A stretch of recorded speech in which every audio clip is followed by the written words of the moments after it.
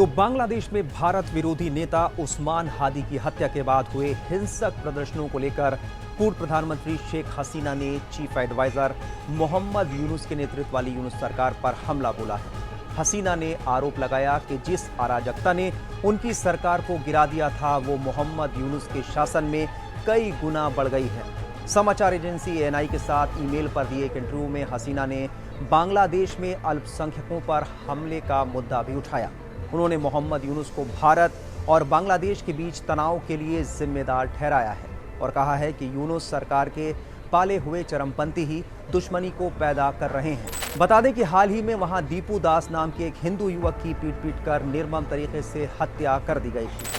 भारत में रह रही बांग्लादेश की पूर्व पीएम शेख हसीना ने यूनुस की भारत विरोधी चाल को बेनकाब करते हुए उन पर जमकर हमला बोला। उस्मान हादी की मौत पर यूनुस सरकार को घेरते हुए हसीना ने कहा कि ये दुखद हत्या उस अराजकता को दिखाती है जिसने मेरी सरकार को गिरा दिया था। उन्होंने कहा कि यूनुस सरकार या तो इसे मानने से इनकार करती है या इसे रोकने में शक्तिहीन दिख रही है। हसीना ने कहा कि ऐसी घटनाएं पड़ोसियों के साथ संबंधों को भी खराब करती हैं।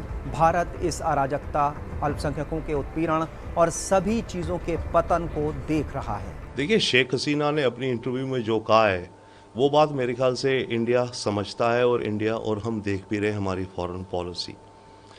बाकी और चीज़ें आप अलग रखिए फ़िलहाल के लिए। अभी जो हादी की हत्या हुई और उसके जनाजे पर जो मोहम्मद यूनुस ने स्पीच दी, मुझे तो वो सबसे ज़्यादा अजीब और एक बहुत ही गहरी सोच दिखती है।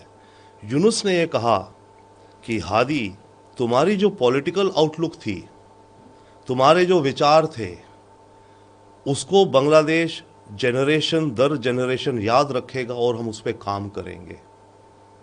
यही नहीं कि केवल हम आपको भूलेंगे नहीं। चलिए, रेवोल्यूशनरी था वो, डेफिनेटली पेट्रियट था बांग्लादेश के लिए, एंटी इंडिया था, ठीक है, कोई बात नहीं, हर एक की अपनी पॉलिटिकल विचार होते हैं।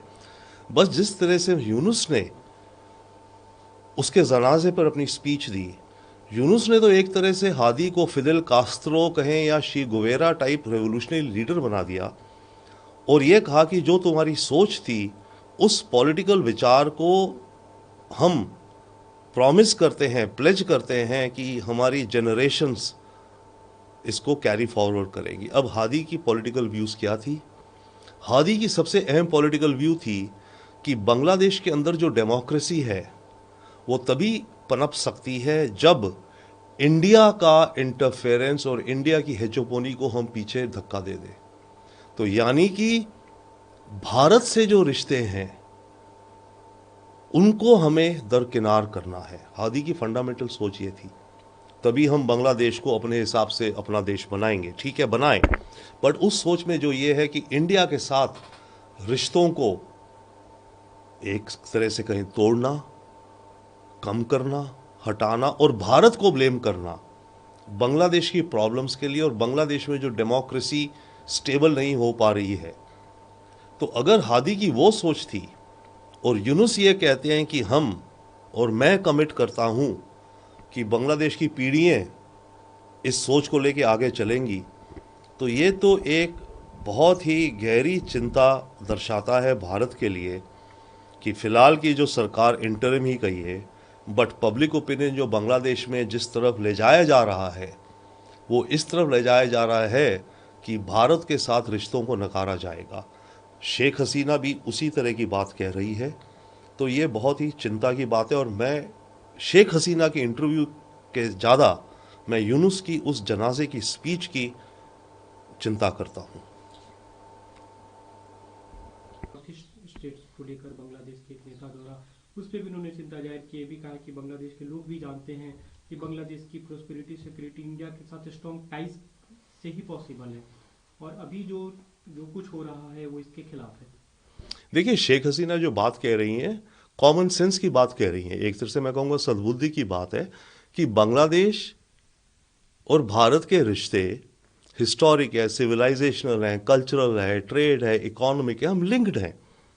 और जिस तरह से बातें रेडिकल एलिमेंट्स और कुछ स्टूडेंट लीडर्स भी या रेवोल्यूशन में जो लीडर्स उभर के आए हैं इंक्लूडिंग हादी, जिस तरह के इन्होंने स्टेटमेंट्स दिए हैं भारत के नॉर्थ ईस्ट को लेके, वो तो किसी भी देश के लिए अगर कोई पड़ोसी देश ऐसी स्टेटमेंट्स दे, चिंताजनक ही नहीं, बड़े बड़े कंसर्न की बात है कि हम नॉर्थ ईस्ट को डिस्टेबलाइज कर सकते हैं, और उसकी हिस्ट्री है भी।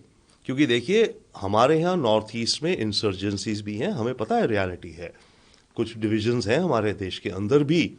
वहाँ से जो आतंकी जिन्होंने गन्स उठा रखी हैं, वो अपना यहाँ अंजाम देके बांग्लादेश भाग जाते थे, वहाँ उनको शय मिलती थी।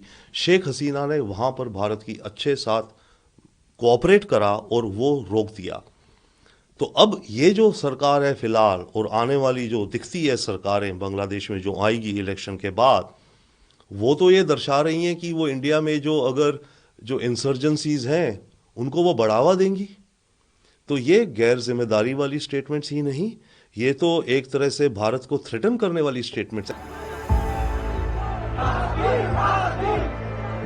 हसीना ने कट्टरपंथी इस्लामिक ताकतों के बढ़ते असर को लेकर चिंता जताई है। उन्होंने दावा किया कि यूनुस ने दोष सिद्ध आतंकवादियों को जेल से रिहा कर दिया है।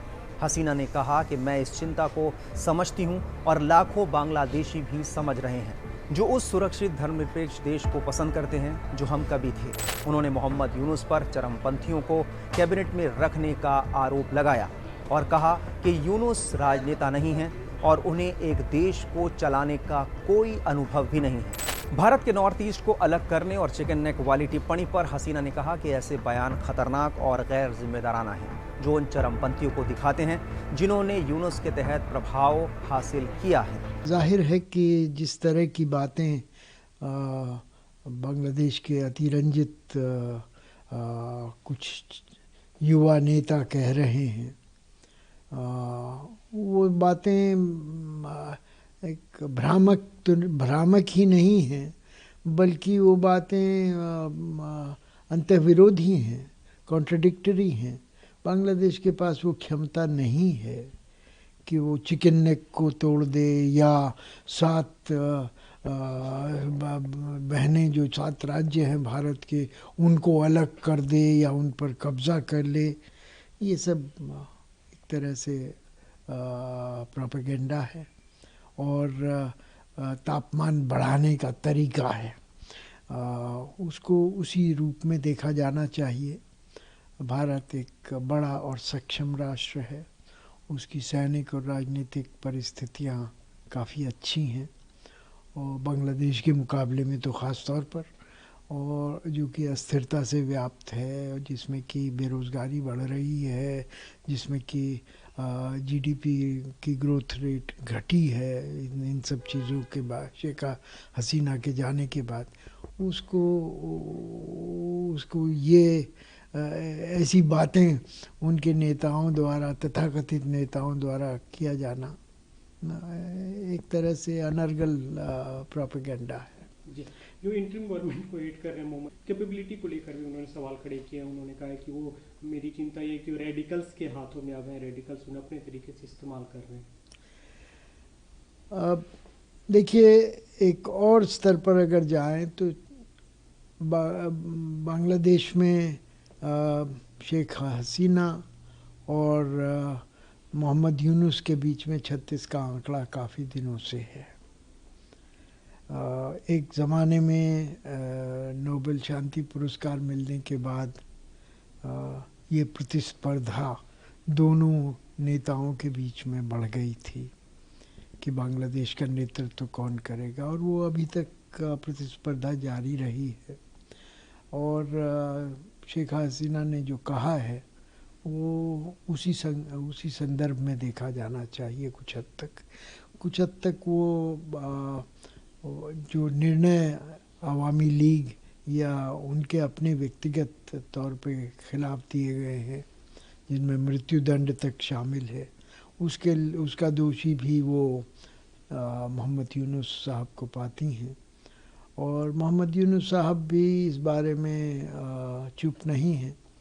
तो ये दोनों के बीच में जो वार्तालाप या आरोप प्रत्यारोप हो रहे हैं, उसको उसी संदर्भ में देखा जाना चाहिए।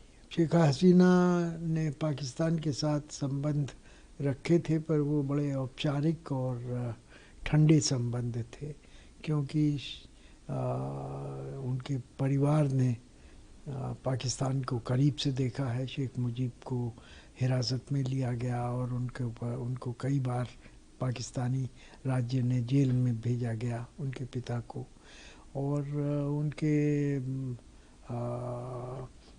जो धर्मनिरपेक्ष रवैया रहा है उसका भी पाकिस्तान विरोध करता रहा है।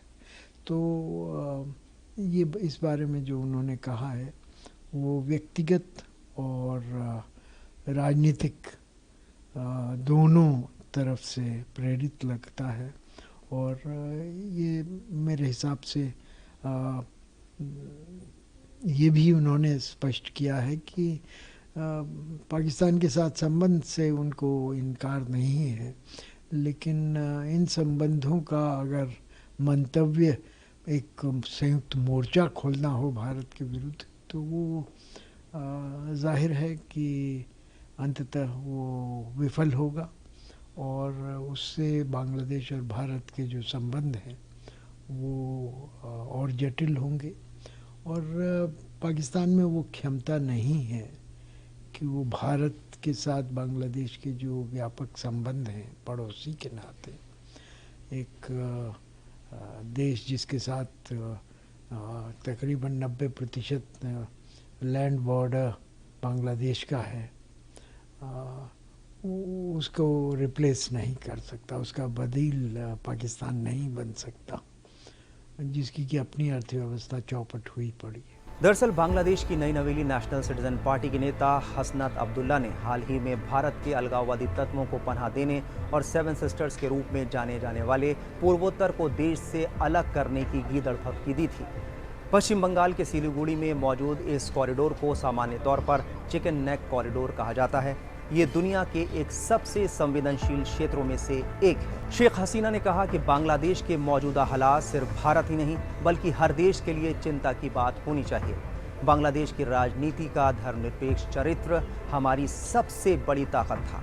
हम कुछ बेवकूफ़ चरमपंथियों की सनक पर इसे बर्बाद नहीं होने देंगे।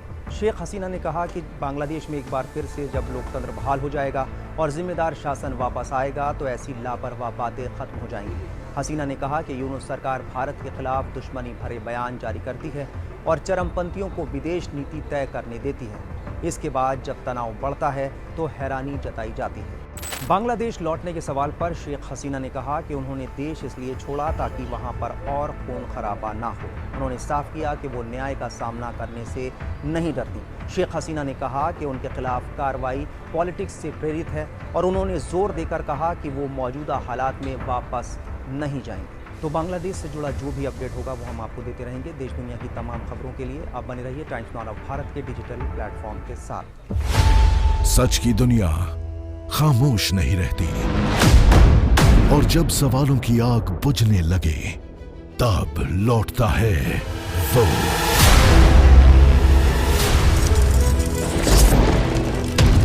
और गूंजती है जनहित की आवाज। चक्रव्यूह आपके अपने सुमित अवस्थी के साथ बहुत जल्द टाइम्स नाउ नव भारत पर।